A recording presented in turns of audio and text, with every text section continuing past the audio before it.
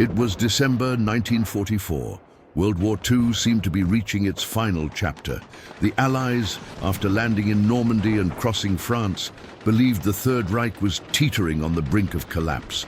With each passing day, British and American troops advanced further, pushing Nazi forces back into Germany itself. Many soldiers believed they would be home by Christmas. But in the icy heart of the Ardennes Forest, darkness moved silently. Hitler, obsessed with reversing his fortunes, plotted his final move. He knew the enemy was overconfident, overly relaxed, and it was this confidence he decided to crush. The landscape was a white hell. Snow fell thickly, covering everything, trees, ditches, roads, creating an almost eerie silence. The cold was so biting, it seemed to bite through the skin. Allied soldiers huddled in their trenches, their teeth chattering, trying to warm their hands with their own breath. Many were exhausted, believing the worst of the war was over. But behind the snow, curtain, thousands of German tanks, trucks and soldiers prepared to attack. Their engines were kept silent, and the soldiers were forbidden to light fires that might betray their presence. There in the darkness, Hitler gathered the last of his military force. Panzer tanks, elite Waffen-SS troops, war-hardened veterans, and recruits too young to comprehend what they faced. And nature itself would be their ally. Bad weather prevented Allied planes from patrolling the skies. Snow would hamper the movement of enemy tanks, and the extreme cold would weaken men so confident that victory was at hand. Hitler knew, in that deadly white landscape, every snowflake would be as lethal as a bullet.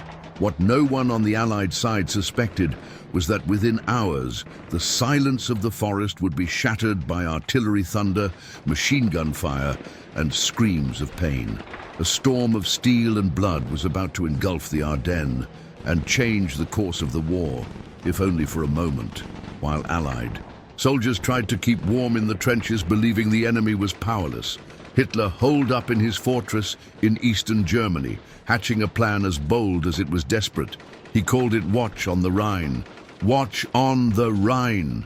The name evoked defense, but in reality it was a brutal attack, an all-or-nothing gamble. The Führer believed that if he could break through the Allied lines through the Ardennes Forest, he could push his forces to Antwerp, the major port in Belgium through which vital supplies reached the enemy armies. By cutting that route, the Americans and British would be divided and forced to retreat. The war could change course, and perhaps, just perhaps, Germany would have a chance to negotiate peace. It was a plan fueled by both hope and desperation. The Reich's reserves were stretched to their limit. Luxurious tanks starved for fuel. Veteran soldiers mixed with boys barely able to hold a rifle. Ammunition rationed to the last bullet. Still, Hitler believed that surprise and climate would be his most powerful weapons. An Ardennes forest, dense and full of valleys, seemed a perfect ally.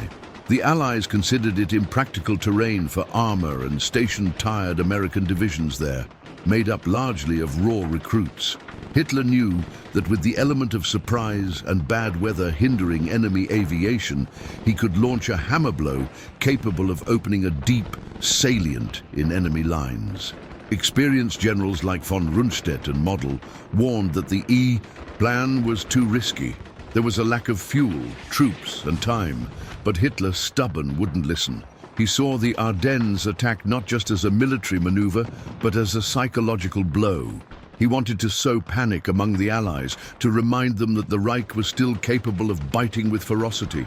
On the icy roads, columns of tanks Tiger and Panther were already waiting for the signal to advance, covered by nets and snow to avoid the eyes of aerial spies. Soldiers of the dreaded armed SS, they reviewed their weapons, faces marked by cold and fatigue, but eyes burning with a last glimpse of victory. The clock was ticking. Every second brought the moment when the deceptive tranquility of the forest would be shattered by a storm of fire and steel. Hitler was about to launch his final gasp of war, a ferocious counterattack destined to etch the name of the Ardennes into history in letters of blood. Did you like this epic battle? Sign up now and relive history's greatest wars like never before. At dawn, December 16th, 1944 fell over the Ardennes like a heavy, suffocating blanket. The snow continued to fall in thick flakes, muffling every sound, transforming the forest into a silent, almost unreal world. On the American side, sleepy and freezing soldiers huddled in their makeshift shelters, believing this front to be a quiet place, far from the fierce battles ravaging Germany. But behind the white veil, hell was about to break loose. Over tens of kilometers, more than 200,000 German soldiers waited, motionless like shadows in the snow. Tanks Panther and Tiger, engines already warmed up, breathing smoke and oil, ready to tear through the night. Artillery guns were lined up, silent, their hungry mouths pointed at the Allied positions. At 5:30 a.m., the order was given. The world exploded. One deafening roar tore the silence when 500 artillery pieces fired simultaneously, spewing death and destruction. The ground shook under the impact.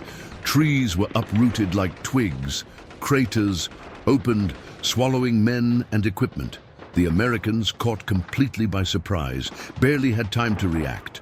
Their trenches became death traps, filling with snow, mud, and blood. In the midst of the blizzard, German columns advanced.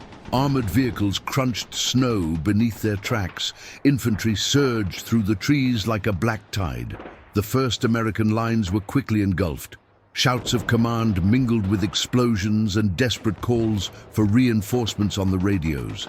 The attack was so violent that many soldiers believed they were facing the full force of the Wehrmacht, an unstoppable wave that seemed to want to sweep everything in its path. It was the beginning of a blitzkrieg, an offensive that would spread like wildfire and leave a trail of destruction. Snow and blood through the Ardennes. When the artillery ceased, the Ardennes Forest was no longer the same. Trees smoked, craters swallowed entire paths, and the deafening sound of the German offensive still echoed off the mountains. It was then that the true terror began. Panzer armored columns emerged from the mist, advancing with overwhelming force. Their black silhouettes cut through the snow, and each shot shook the ground. The German infantry followed close behind, battle-hardened soldiers, faces caked in snow and mud, running with machine guns strapped to their chests. The attack was swift, calculated. A hammer blow against the Allied flank towns and villages was swallowed up in a matter of hours. American soldiers, unprepared and poorly positioned, tried to resist, but were pushed back like leaves in the wind. Entire roads were blocked by wrecked vehicles, burning trucks, abandoned jeeps, burning Sherman tanks illuminating the darkness. American troops, cut off and without reliable communications, were forced to retreat hastily. Many surrendered, others were annihilated where they stood. The Luftwaffe, though weakened, appeared to support the attack. Bombers dove through the low clouds, dropping bombs that exploded with loud bangs, scattering shrapnel everywhere. It was a symphony of destruction, and each German advance seemed to open up the salient in the enemy lines even further. All across the sector, Allied soldiers reported the same thing. The enemy seemed to come from all sides. The feeling was one of complete chaos. American commanders sent frantic messages to their superiors, warning that the front had collapsed.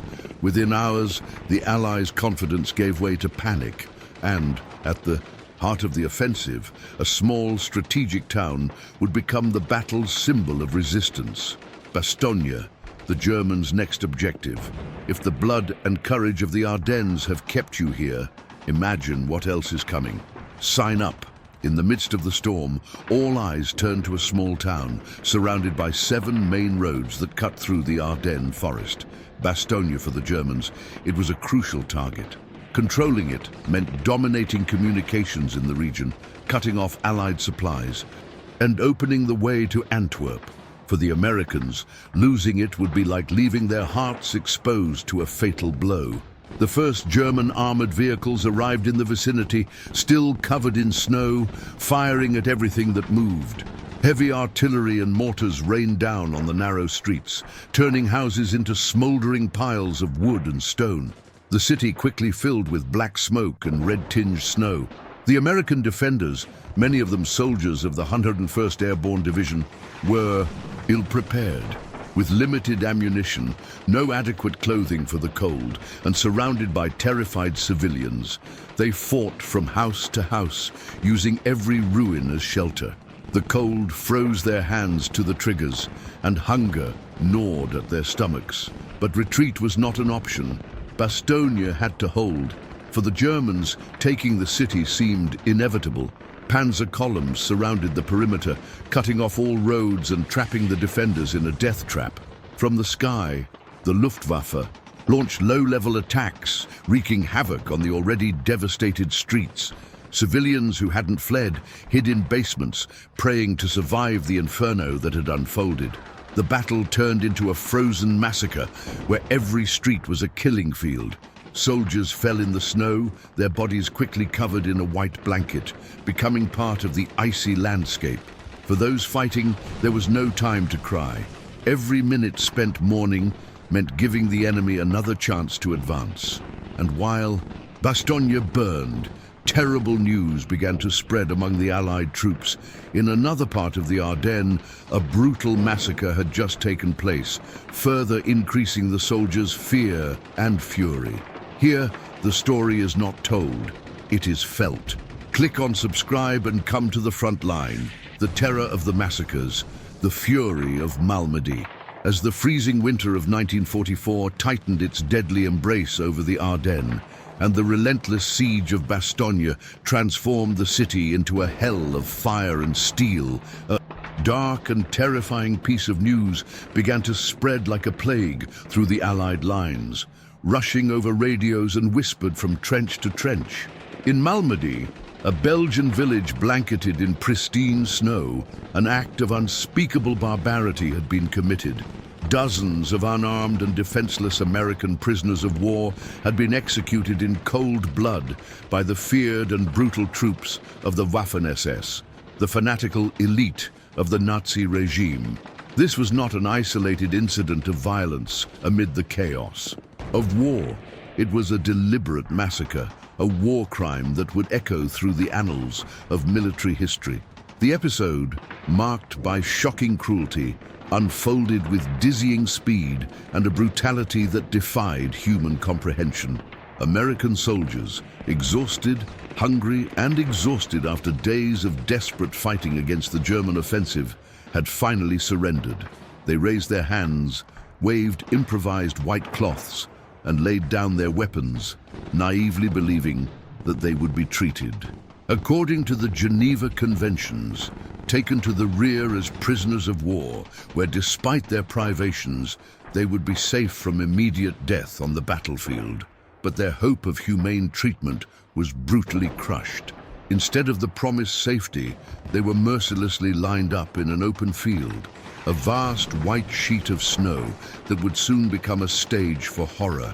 Surrounded by German soldiers of the 1st SS Panzer Division, Leibstandarte SS Adolf Hitler, men hardened by Nazi ideology, and the brutality of the Eastern Front, armed with MG-42 machine guns, Hitler's chainsaws, and rifles, the prisoners awaited their fate.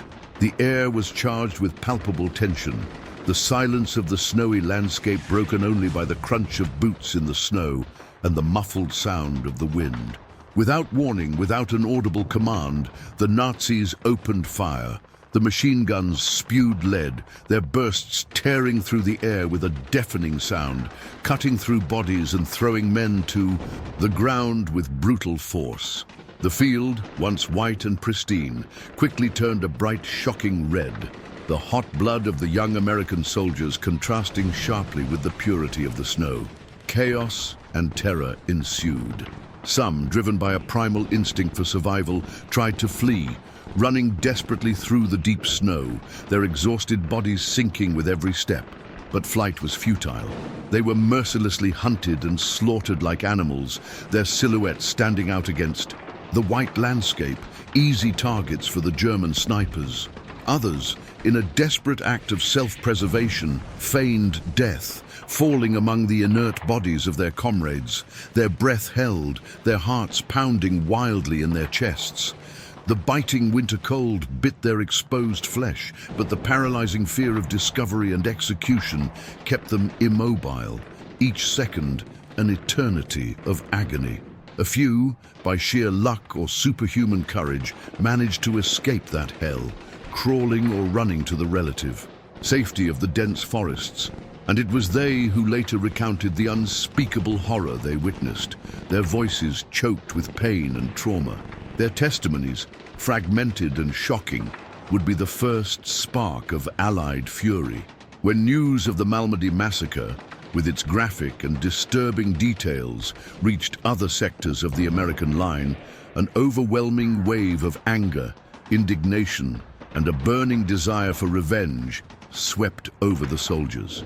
The war, already a brutal and inhumane, conflict became even fiercer, more personal. For many, the Battle of the Bulge was no longer merely a strategic struggle for territory, a matter of tactical advances and retreats. It was now a matter of justice, honor, and above all, survival. The cruelty displayed at Malmedy transformed the perception of the enemy, solidifying the image of the German soldier as being devoid of humanity, a monster to be eradicated at any cost.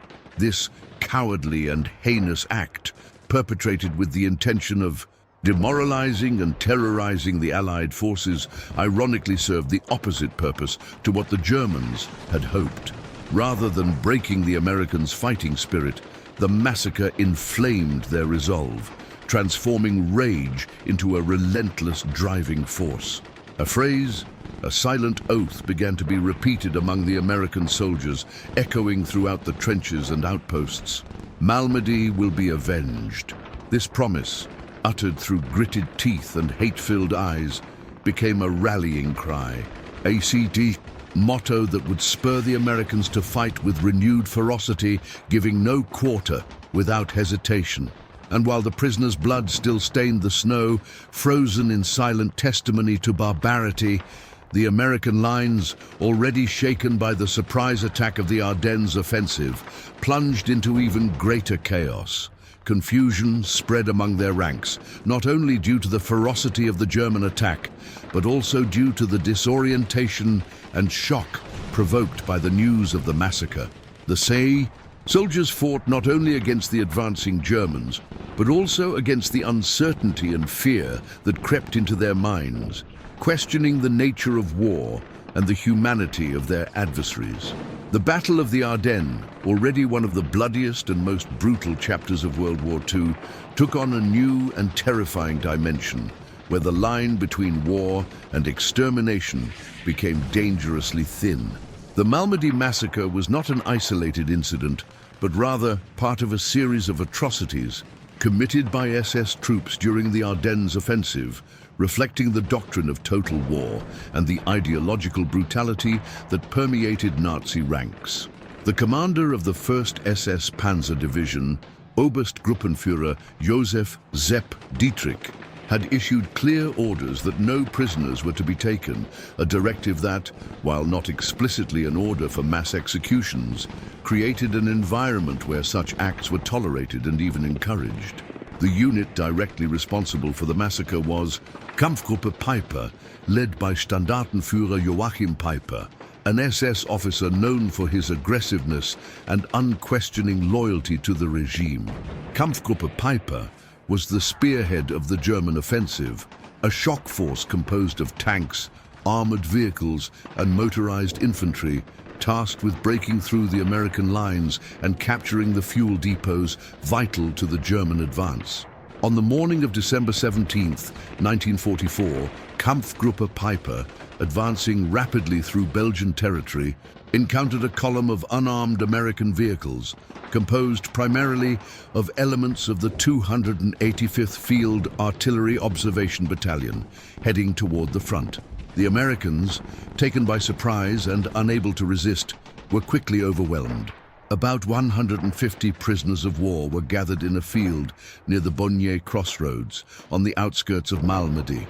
The temperature was well below freezing, and snow fell incessantly, covering the landscape in an icy white blanket. The American soldiers, many of them young and inexperienced, were exhausted and demoralized, but they still held out hope of being treated as prisoners of war in accordance with international law. This hope, however, would be cruelly dashed. What followed was an act of savagery that shocked the world. The prisoners were lined up in the camp, and for reasons that are still debated, some historians suggest it was a direct order, others an impulsive decision by an SS officer, or even widespread panic among the guards. SS soldiers opened fire with machine guns and rifles. The sound of gunfire echoed across the frozen landscape, mingling with the screams of pain and despair of the falling men. The massacre lasted only a few minutes, but it left a trail of death and horror. Mutilated bodies lay in the snow, blood oozing into crimson pools that quickly solidified in the intense cold. Some of the prisoners, wounded but still alive, tried to crawl away, seeking shelter in the nearby forest, but were pursued and executed with mercy shots or bayonet thrusts. The brutality was so severe that some SS soldiers even shot Belgian civilians trying to help the wounded. Of the approximately 150 prisoners, about 84 were killed on the spot. The few who managed to escape, crawling under the bodies of their comrades or fleeing into the forest, were the ones who carried news of the massacre to the Allied lines. Their accounts, full of graphic and disturbing details, spread like wildfire, igniting the fury and determination of the American soldiers. News of the massacre had a profound impact on the morale of the Allied troops.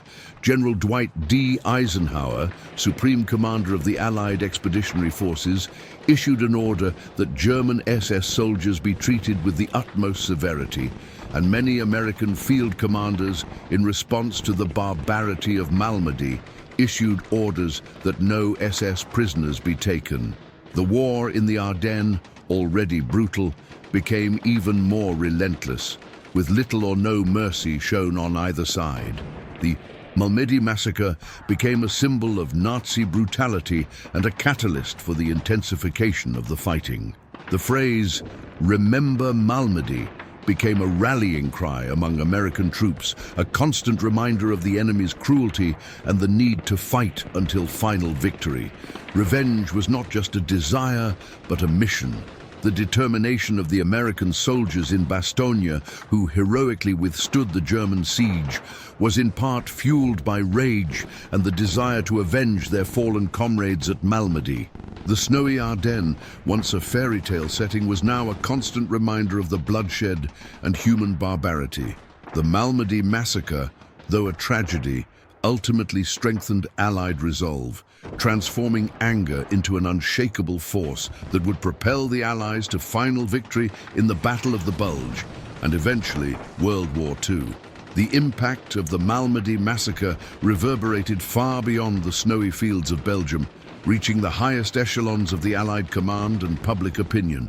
In the United States, news of the summary execution of unarmed prisoners of war, a flagrant disregard for the laws of war and human decency, sparked a wave of outrage and a clamor for justice.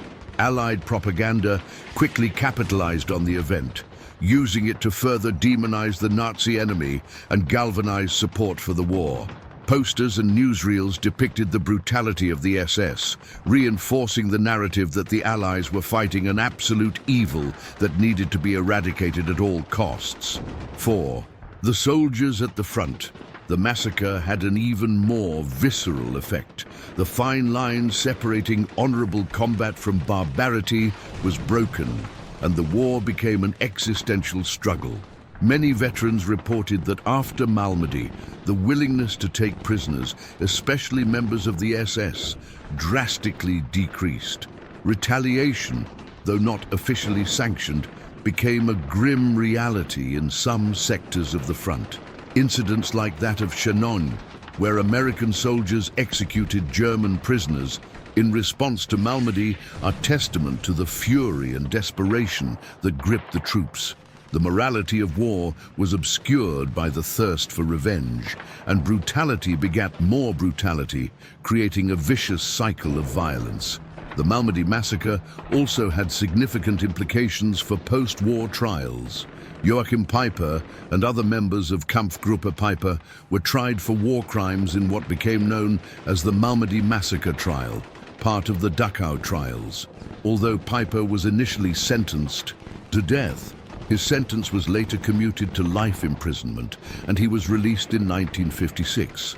The trial was controversial, with allegations of torture and coercion during interrogation, but the evidence of the mass execution of prisoners remained unchallenged. Malmedy's legacy, therefore, is not limited to the battlefield, but extends to the courts of law, where the attempt to hold perpetrators of war crimes accountable has become a landmark in the history of international law. Beyond its immediate impact and legal consequences, the Malmedy massacre became a case study in the dehumanization of the enemy and the dangers of fanatical ideology. The Waffen-SS, in particular, was a force imbued with an unshakable belief in racial superiority and the need to annihilate the Reich's enemies. This doctrine, combined with brutal training and experience on the Eastern Front, where atrocities were common, created soldiers capable of committing acts of extreme cruelty.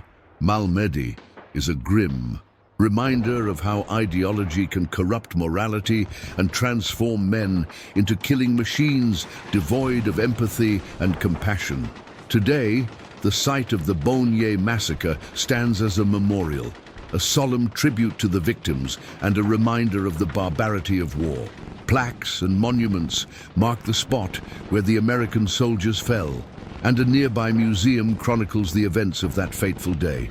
The Malmedy massacre remains a scar on the history of World War II, an event that, though small in scale, compared to the vast battles of the conflict, had a profound impact on the psyche of the combatants and the perception of war. It serves as a testament to human resilience in the face of adversity and the determination to seek justice, even in the darkest circumstances. The memory of Malmedy continues to resonate, a perennial reminder of the horrors of war and the importance of upholding the principles of humanity, even amidst chaos and destruction. Surprise and chaos on the Allied lines. The nightmare of the Ardennes. In the freezing dawn of December 16, 1944, while most Allied soldiers were still sleeping restlessly in their trenches and outposts in the dense Ardennes forests, the German offensive crashed into the American lines with the fury of lightning in a sky that had previously seemed clear and harmless. There was no advance warning, nor the massive artillery bombardment that usually preceded major attacks. Instead, a concentrated and precise artillery barrage, followed by the deafening roar of thousands of tanks and armored vehicles, burst out of the fog and darkness, catching the Allied forces completely unprepared. The initial impact was devastating, leaving a trail of sheer confusion and disorientation that spread like a contagious disease across the entire front. In the heart of this brutal onslaught, entire units were instantly cut off, their lines of communication severed, their flanks exposed. Soldiers, many of them young and inexperienced, found themselves trapped in isolated pockets, surrounded by the relentlessly advancing enemy. Without clear orders, unsure where to retreat or whether to even try, panic began to set in. The hierarchy of command, so vital in wartime, disintegrated at many points, and coordination between units became an unattainable luxury. What followed was a chaotic retreat, a desperate rout that turned the narrow, winding roads of the Ardennes into rivers of steel and flesh. Roads that once served as vital arteries for supply and troop movement now became impassable bottlenecks, clogged by a shapeless mass of retreating vehicles. Trucks loaded with essential supplies, ammunition, fuel, rations, were abandoned or destroyed to prevent them from falling into enemy hands. Ambulances, packed with wounded men groaning in pain and crying for help, desperately tried to make their way through the traffic jam, their drivers fighting desperation and exhaustion. Sherman tanks, once symbols of power and advancement, now struggled to maneuver in the deep snow and ice, their tracks slipping, their guns pointing blankly while exhausted infantry tried to keep up on foot. Everything jumbled together in a chaotic tangle of men and machines, a visual testament to the disorganization and desperation gripping the Allied forces. The once peaceful landscape was now a scene of destruction and abandonment, dotted with burning vehicles and frozen bodies. As the hours dragged on, each minute seemed to bring with it a new wave of terror. Rumors, more dangerous and destructive than any bullet, spread like wildfire, fueling paranoia and sapping morale. "The Germans are behind us," soldiers whispered, their voices choked with fear as they glanced over their shoulders into the darkness of the forest. "The flank has been broken. We are surrounded," others shouted, hysteria growing with each new piece of information, true or false. The most terrifying rumor of all was that panzers are on their way to Antwerp, the vital port. That was the main objective of the German offensive. No one knew for sure what was true, what was exaggerated, or what was pure fabrication.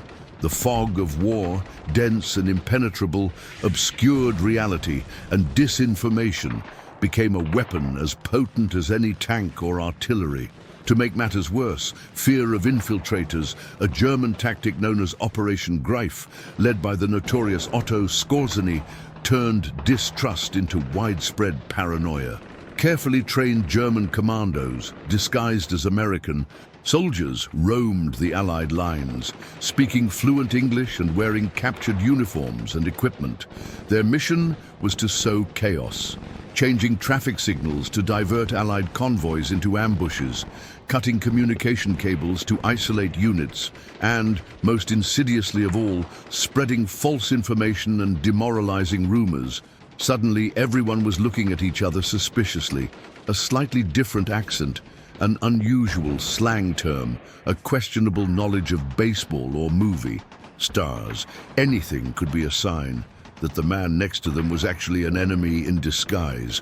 Who was your ally? Who was enemy? The line between friend and foe became dangerously blurred, and unit cohesion began to unravel under the weight of mutual suspicion. Paranoia reached such a pitch that American units, in a desperate effort to contain infiltration and restore confidence, set up makeshift checkpoints at every major road and intersection. Soldiers were stopped and interrogated with questions that only a true American, born and raised in the United States, should know. Questions about the name of an obscure baseball team's mascot, the address of a famous street in New York, the capital of a distant state, or even the name of a popular cartoon character's girlfriend were all it took. A hesitation, a strange accent, or an incorrect answer was enough for a rifle to be raised, and the suspect detained for questioning, often under brutal conditions. This measure, while necessary to contain the infiltration threat, also created significant friction and delays, further hampering the flow of reinforcements and supplies to the front lines. The irony was cruel. While the Germans advanced, the Americans were, in part, fighting themselves. As chaos and distrust spread across the Allied lines, German forces advanced like a dark, unstoppable tide. Panzer and motorized infantry divisions, driven by the urgency of their mission and the belief in victory, surrounded strategic cities, cut vital roads, and pushed the Americans ever further back westward. The German objective was clear: split the Allied forces, capture the port of Antwerp, and force a separate peace with the Western Allies. The roar of German tanks and the sound of fighting grew closer by the hour, and desperation deepened. Chaos reigned supreme, and every Allied radio tuned to emergency frequencies seemed to repeat the same phrase, a desperate wail that echoed across the icy landscape. "We are being crushed. We need reinforcements immediately." The situation was critical, and the Battle of the Bulge threatened to become a disaster of epic proportions for the Allies. At the heart of this overwhelming chaos, one town, a small highway junction in Belgium, continued to resist. Surrounded on all sides, and fighting not only against the relentless enemy, but also against the biting cold, growing hunger, and ammunition shortages. Bastogne, This town, which would become the scene of the most legendary and heroic resistance of the Battle of the Bulge, would emerge as a beacon of hope amidst the darkness, a symbol of the unwavering American determination to fight to the last man against all odds. The story of Bastogne, with its uncompromising defense and the famous Nuts response to the German demand for surrender, would be forever etched in the annals of military history, a testament to courage and resilience in the face of chaos and imminent annihilation. Operation Greif, conceived and executed by legendary SS Special Operations Commander Otto Skorzeny, was one of the most insidious and psychologically devastating tactics employed by the Germans during the Battle of the Bulge. Skorzeny, known for his audacious rescue of Mussolini, was tasked with creating a commando unit that would infiltrate Allied lines, donning American uniforms and using captured vehicles. The goal was not just physical sabotage, such as changing traffic signals or cutting telephone lines, but, crucially, demoralization and sowing distrust. The idea was that, upon seeing their own comrades interrogated or, worse, revealed as enemies in disguise, American soldiers would lose faith in each other and their unit cohesion would be irreparably compromised. Skorzeny's commandos, though relatively small in number, managed to make a disproportionate impact. They blended into the retreating columns of vehicles, taking advantage of the chaos to move freely. They spoke English with convincing American accents, knew slang and customs, and carried forged documents that appeared authentic. Their presence, even if only rumored, was enough to trigger a wave of paranoia that swept through the Allied lines. The mere mention of Skorzeny's men was enough to chill the blood of many. Distrust became a weapon as effective as any bullet or bomb. Soldiers who had previously trusted their comrades blindly now eyed them with suspicion, searching for any sign that they might be infiltrated. Camaraderie, a fundamental pillar of military morale, began to crumble under the weight of uncertainty. The makeshift checkpoints, which sprang up like mushrooms on roads and intersections, were a direct reflection of this paranoia. They were not only physical barriers, but also psychological tests. Trivia questions about baseball, movie stars, or the capital of a remote state became matters of life and death. A mistake, a hesitation, an accent that didn't sound American enough could mean arrest or worse. The fear of being mistaken for a German spy was almost as great as the fear of encountering one. This situation, while understandable given the threat, had a significant operational cost. The flow of supplies and reinforcements was severely hampered, as every vehicle and every soldier had to undergo meticulous scrutiny. Time, a precious resource in any battle, was wasted on interrogations and checks while the Germans continued their relentless advance. The logistical chaos was a nightmare in itself. The narrow, winding Ardennes roads were not designed to withstand the volume of military traffic that poured over them. Snow and ice turned any slope into a death trap, and heavy vehicles, such as tanks and trucks, frequently skidded and blocked the roads, creating kilometer-long traffic jams. The priority of evacuating the wounded and the need to bring supplies to the front line clashed with the disorderly retreat. Ammunition trucks, ambulances, jeeps, and even Sherman tanks scrambled, together in a desperate mess, with drivers and commanders shouting orders and curses, trying in vain to impose some order on the chaos. Many vehicles were abandoned or destroyed to prevent them from falling into enemy hands, adding further obstacles to the already impassable roads.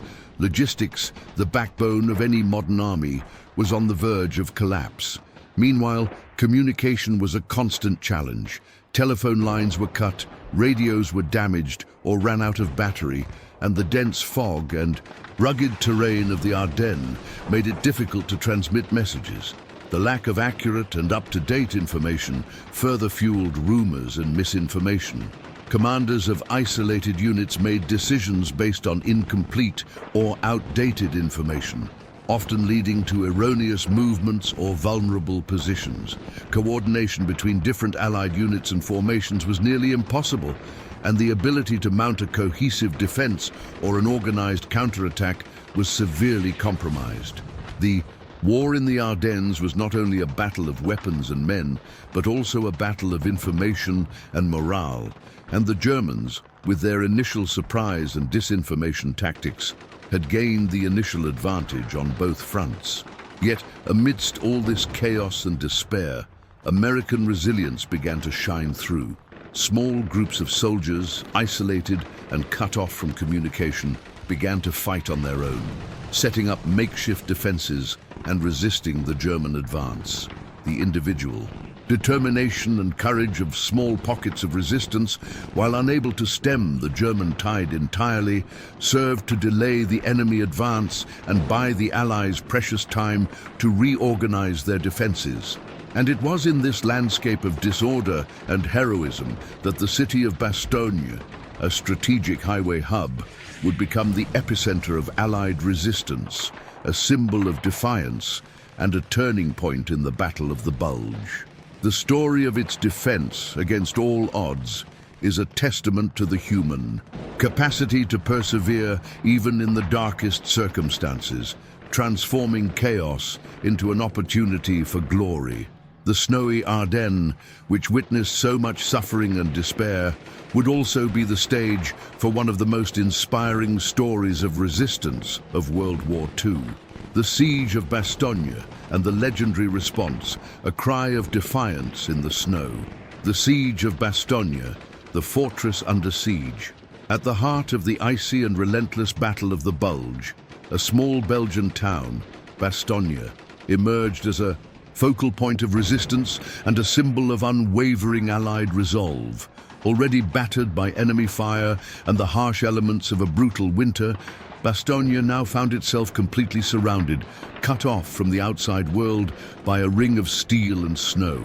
7 strategic roads, vital arteries for the movement and supply of Allied forces in the region, had fallen into the hands of the relentless German forces, transforming the town into an island of resistance in a sea of enemy advance. The American 101st Airborne Division, the famed Screaming Eagles, which had been rushed to defend the town, were trapped within this ring of steel and snow, cut off from reinforcements and supplies, with the nearly impossible mission of holding the position at any cost. For the soldiers inside the Bastogne perimeter, reality was a freezing hell. Temperatures plummeted to unbearable levels. The wind cut through exposed skin like sharp blades, and snow piled relentlessly on the shallow makeshift trenches, turning every defensive position into a freezing wet trap. Many men suffered from frostbite, a debilitating condition that caused excruciating pain and, in many cases, required amputations. Soaked boots, unable to offer any protection against the piercing cold, were a constant reminder of misery. Every rifle or machine gun shot was a Herculean effort, as numb and stiff fingers could barely pull the triggers, and accuracy was a luxury few could afford. Visibility was often reduced to a few meters due to dense fog and falling snow, making every patrol a life or death gamble. Supplies, the lifeline of any fighting force, were rapidly dwindling. Food was divided into meager portions, barely enough to keep men alive, and ammunition was counted bullet by bullet, with each shell valued as gold. The lack of medical supplies was even more critical. Doctors and nurses, exhausted and working under precarious conditions, improvised bandages with dirty scraps of cloth and used the last of their meager supplies to try to alleviate the suffering. Seriously wounded patients agonized for lack of anesthesia, and surgeries, when possible, were performed in inhumane conditions, with pain the only available analgesic. Belgian civilians, trapped in the city and equally affected by the shortages, huddled in cold, damp cellars or sought refuge in churches, praying for a miracle, for an end to this seemingly endless nightmare. Despite all the adversities, the cold, the hunger, the shortage of supplies, the incessant bombardment and the constant threat of an overwhelming attack, American morale remained surprisingly high. The paratroopers of the 101st, hardened by months of intense combat and the experience of jumping into enemy territory, transformed Bastogne into an impregnable fortress. Every street, every ruined building, every corner of the city became a point of resistance, a makeshift barricade, a machine gun nest. The Germans attacked day and night with waves of infantry, supported by heavy artillery and armor, but were repelled with each attack, leaving the ground strewn with bodies and smoking wreckage. The defenders' determination was palpable, and with each repulsed attack, American confidence grew, while German frustration grew. Outside the siege, the German command, led by General Feldmarschall Walter Model and General der Panzertruppe Hasso von Manteuffel, believed that Bastogne would fall at any moment. They viewed the city as an insignificant obstacle that would be easily overcome by the German numerical and material superiority. But inside the city, the defenders, led by Brigadier General Anthony McAuliffe, vowed to hold the position at any cost, transforming the defense of Bastogne into a matter of honor and survival. And it was in this context of desperation and defiance that the Germans, underestimating American resilience, decided to attempt a last resort to avoid further bloodshed and accelerate the conquest of the city. They sent a messenger with a formal ultimatum, a demand for surrender, which would receive a response that would become legendary, a single word that symbolized American stubbornness, courage, and indomitable spirit in the face of the most brutal siege of the Battle of the Bulge. Nuts. The legendary answer, an unforgettable challenge.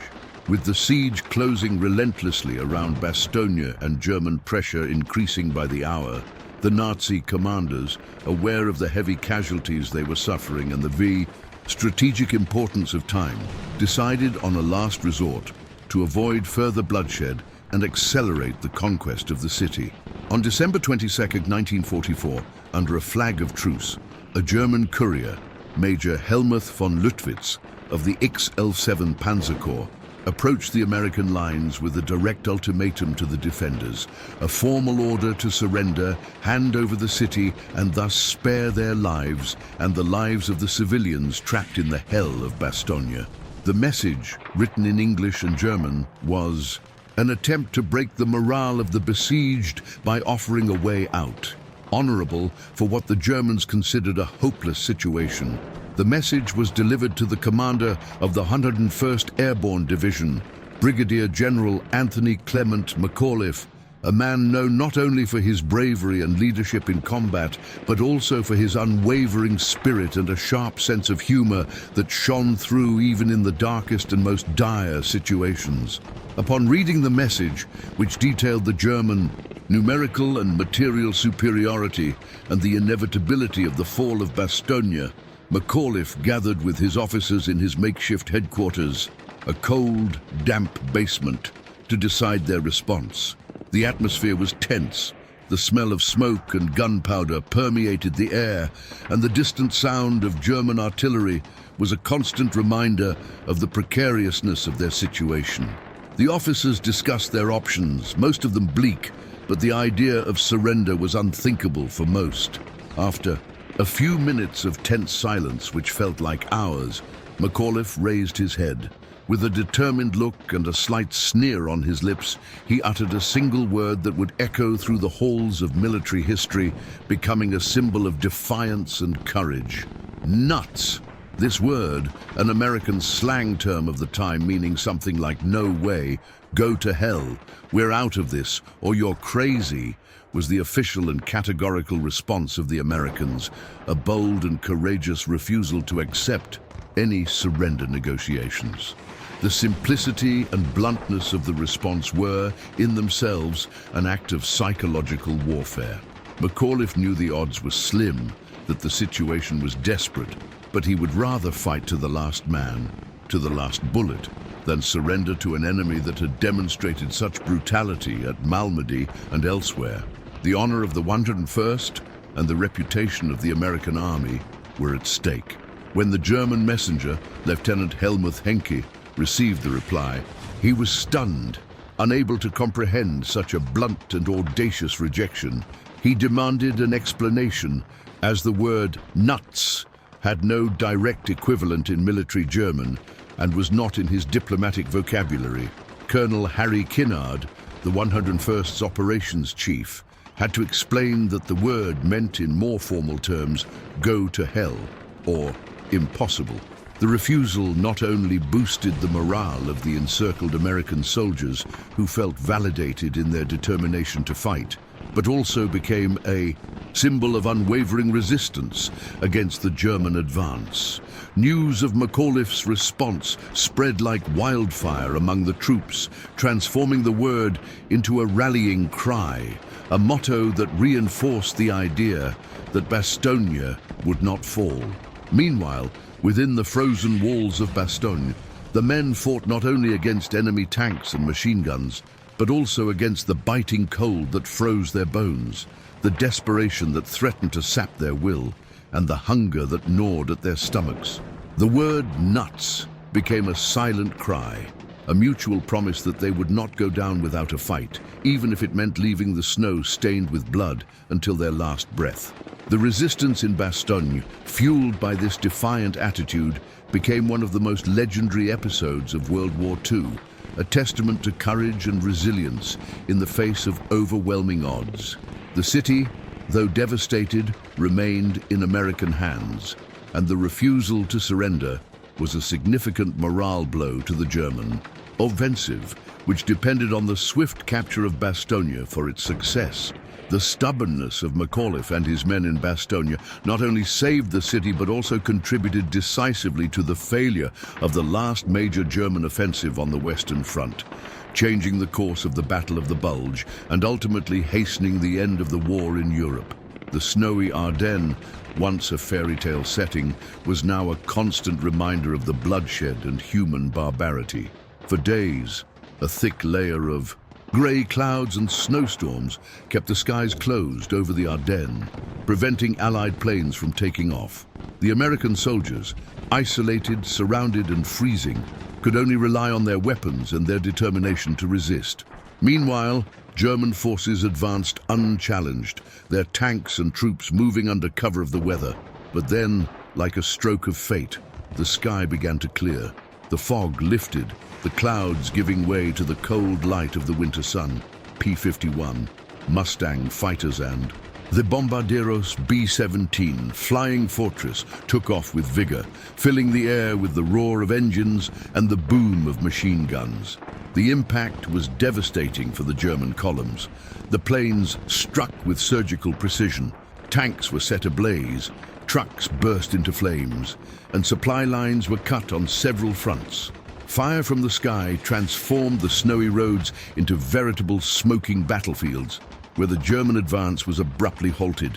Under constant attack from above, German soldiers were forced to hide, scatter, and abandon valuable equipment. The already weakened Luftwaffe was unable to react in time, and the Allies' dominance of the skies became a decisive weapon in turning the tide of battle.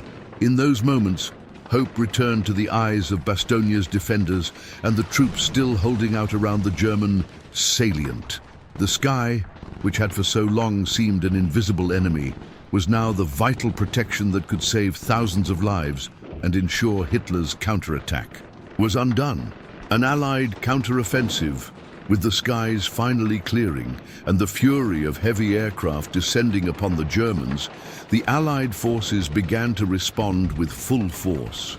Reinforcements gradually arrived, bringing relief to the exhausted and besieged soldiers of Bastogne and the surrounding areas.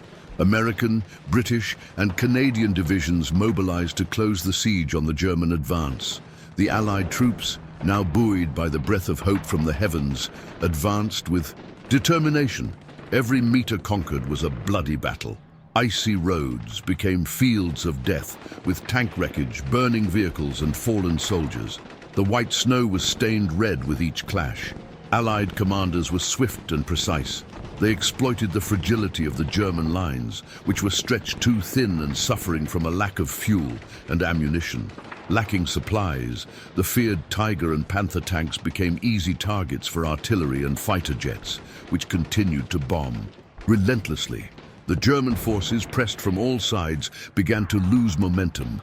The offensive, which had begun with such fury and hope, slowly turned into a desperate struggle to hold positions that could no longer be held. Soldiers, their faces etched with fatigue and cold, began to retreat, abandoning equipment and even comrades to save their own lives. On the battlefield, brutality was visible at every turn, exhausted, wounded, and starving men fighting to their last breath. Hope, however, was growing among the Allies. Hitler's counterattack was being crushed, and victory, though costly, was beginning to appear on the frozen horizon of the Ardennes. The German collapse. As the days passed, what had seemed like a stroke of genius on Hitler's part turned into a nightmare for the German forces. The lightning advance had stalled, and what remained of the powerful offensive began to crumble under the relentless Allied pressure. The problems were many, the most serious of which was the lack of fuel tanks and trucks, essential to maintaining the offensive, stalled in the middle of icy roads, becoming easy targets for enemy artillery and aircraft. The cold steel of the armored vehicles, once symbols of power, were now surrounded and destroyed one by one. The troops, often young and exhausted, fought bravely, but fatigue, hunger, and the relentless cold eroded their strength. The discipline that had sustained the army until then began to crumble. Deserters emerged. Surrenders increased, and the lines broke in several places. The siege of Bastogne had not yet fallen, and American resistance had become a symbol of defiance. Lacking supplies and reinforcements, the Germans faced a double battle, against the enemy and against nature itself, which seemed to conspire against them with its biting cold and endless snow. The morale of the German troops plummeted as their commanders watched their dream of turning the tide of the war slip away. The advance halted, and slowly a retreat began. The offensive that had cost tens of thousands of lives became a hasty and bloody retreat. In many places, German troops left behind weapons, equipment, and even wounded in a desperate race to escape encirclement and annihilation. What remained of the force that had advanced in the Ardennes was now a tired, fragmented, and defeated army, the unsung heroes.